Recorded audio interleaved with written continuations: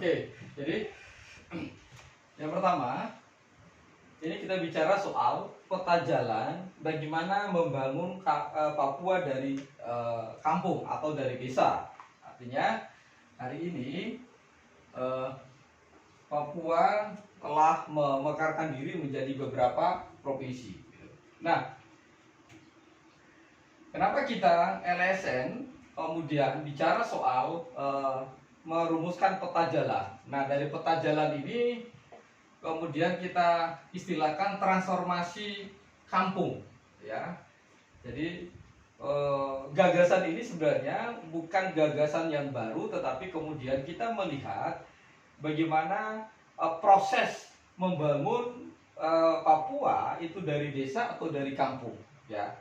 Gagasan ini yang sebenarnya dengan berbagai kekuatan yang dimiliki oleh Papua, desa-desa yang ada di Papua, kampung-kampung yang ada di Papua, sebenarnya kita ingin merumuskan secara sederhana, tetapi kemudian basisnya adalah kalau sebelah kiri nanti kita akan merumuskan kampung itu membangun daerah, membangun Papua. Kalau sebelah kanan kita akan menemukan Papua itu punya komitmen membangun kampung. Nah, ketika kita merumuskan peta jalan, ya, yang pertama kita rumuskan gagasan soal transformasi. Apa yang mau ditransformasi kampung-kampung yang ada di Papua? Pendekatan kita adalah basis analisisnya menggunakan analisis SWOT, ya. Nanti ada PRA, Participation Rural Approach. Jadi melihat bagaimana kekuatan desa itu, kelemahan, potensi, opportunity yang dimiliki oleh kampung-kampung yang ada di desa. Nah, yang pertama adalah kita harus menganalisa soal bagaimana kekuatan SDM. Ya, kekuatan SDM ini kita bagi dua. Yang pertama adalah kekuatan SDM aparatur pemerintahan kampung. Ini dulu yang perlu kita analisa.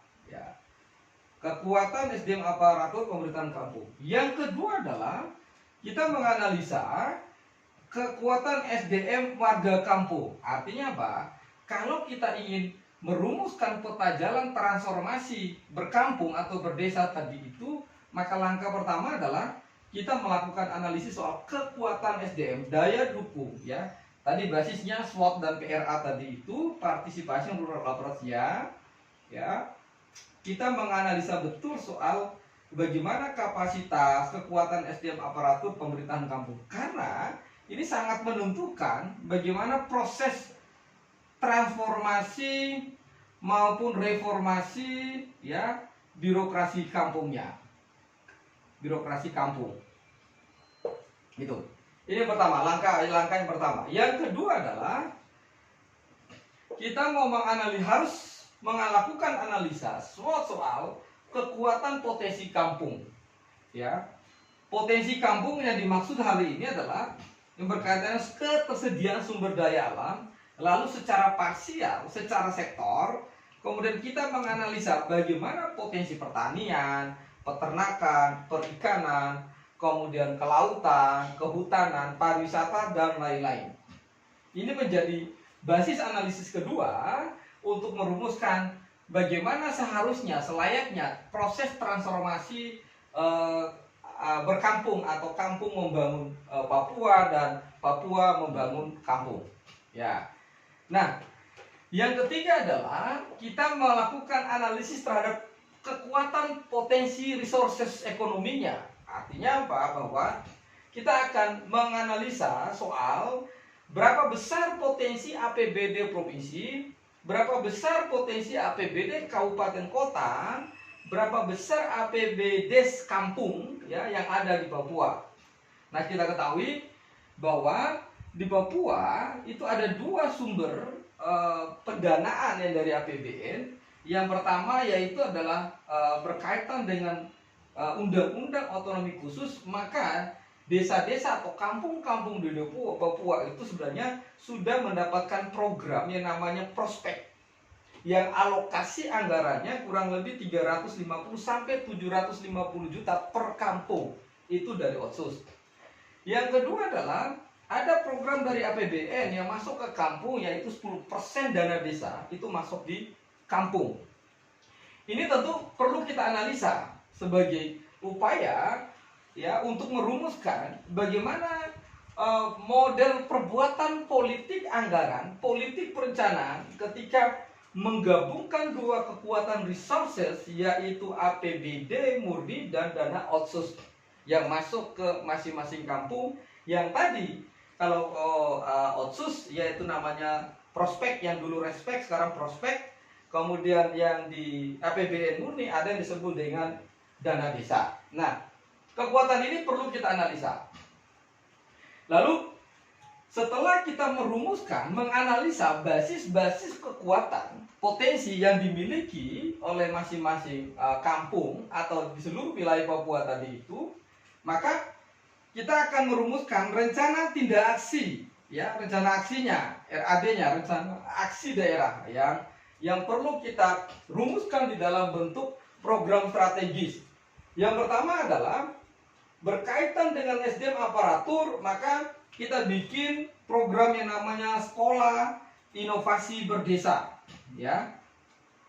Sekolah Inovasi Berdesa ini dapat saya jelaskan merupakan sebagai pusat, sebagai proses melakukan inkubasi intelektual, kapasitas aparatur pemerintahan kampung, ya, yang tentu saja ini melibatkan banyak pihak, banyak stakeholder di dalam rangka memastikan kualitas dan kapasitas aparatur pemerintahan kampung di dalam menjalankan visi besar transformasi kampung itu bisa dilaksanakan. Maka rencana tindak atau rencana aksi daerah yang dilakukan oleh LSN adalah merancang program berkaitan dengan sekolah inovasi berdesa yang kegiatannya bisa dalam bentuk pelatihan, pendampingan, peningkatan kapasitas, dan lain-lain sebagainya.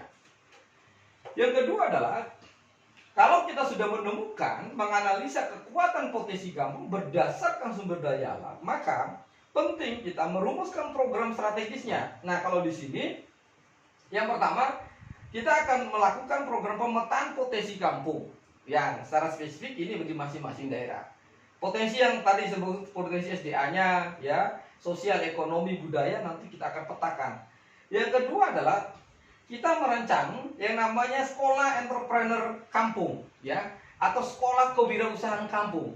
Ini dalam rangka apa? Mengoptimalisasi sumber daya warga kampung tadi yang diinkubasi di dalam sekolah inovasi tadi itu agar masuk kelas berikutnya adalah memastikan mereka punya soft skill dan hard skill, ya, di dalam hal bagaimana mengelola potensi, mengenali, menemukan potensi-potensi yang ada di masing-masing kampung, lalu kemudian mereka punya soft skill dan hard skill di dalam mengelola seluruh potensi yang ada di dalam kampungnya tadi.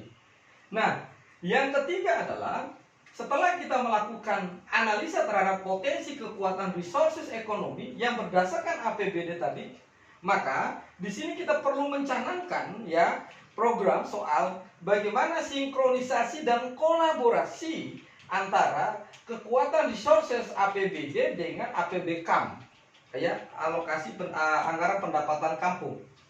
Oleh sebab itu, di dalam rencana tindak aksi, kalau sebelah kanan ini nanti akan menghasilkan bahwa dengan kekuatan resource ekonomi berdasarkan peta jalan transformasi tadi itu, kita akan lihat bagaimana konsistensi komitmen dan visi besar Papua itu adalah daerah membangun kampung atau Papua membangun kampung. Ini visi kanannya. Sementara di visi di kiri sini adalah dengan kekuatan yang ada tadi itu kita mendorong ada komitmen bersama nanti kolaborasinya kampung membangun Papua. Jadi sisi kiri ada visi ideologi soal kampung membangun Papua, visi yang kanan ada visi yang ideologi soal Papua membangun kampung. Ini dua tungku yang harus didudukkan di dalam bagaimana peta jalan transformasi berdesa atau kampung atau membangun Papua dari kampung. Nah, oleh sebab itu, ketika rencana tindak aksi yang akan kita garap misalnya, maka pertanyaannya apa outcome? Apa hasil yang mau dicapai di dalam peta jalan transformasi membangun Papua dari kampung atau membangun kampung dari membangun Papua dari kampung tadi itu. Nah, yang pertama kita ingin pastikan bahwa outcome-nya adalah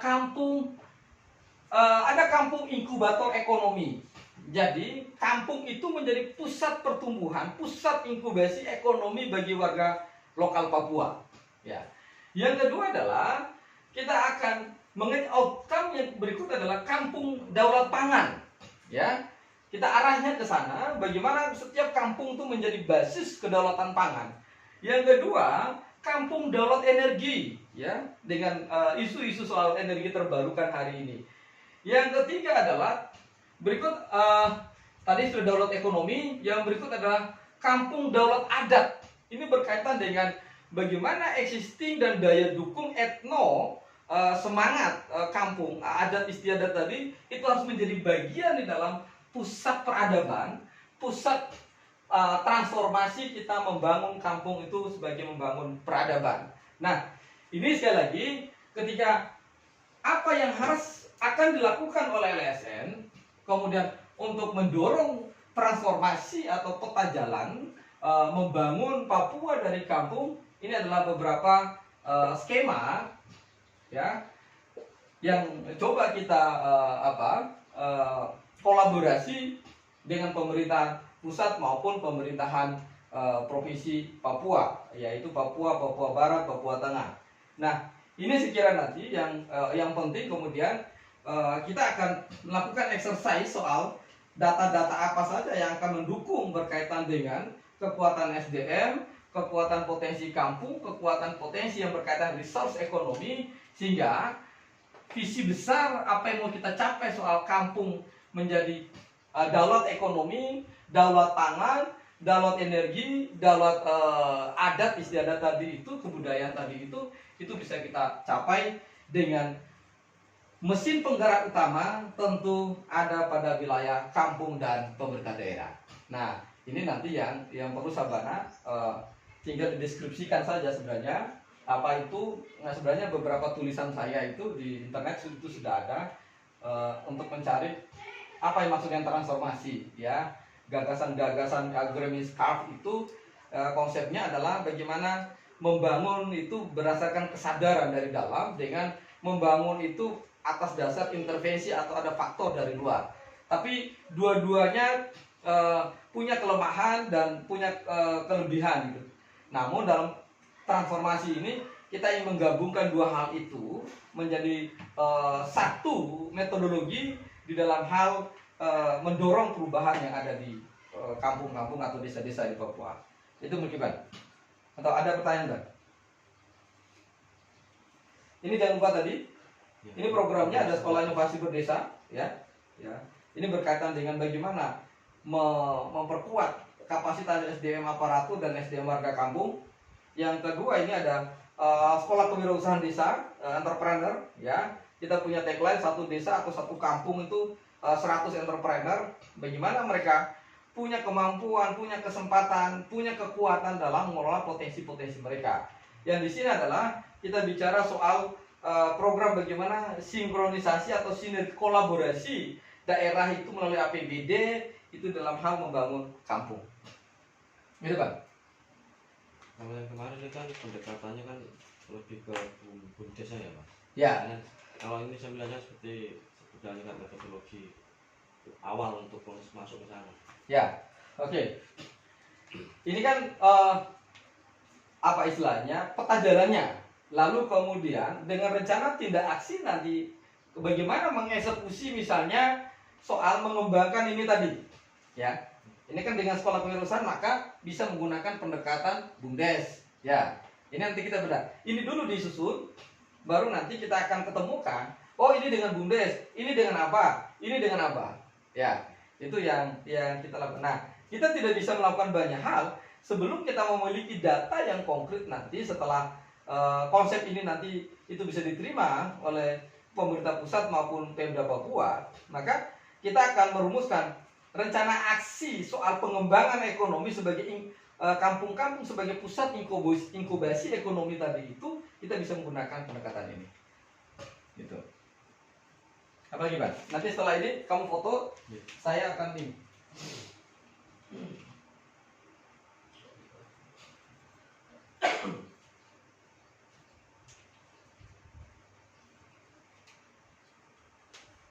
Kamu terus ya.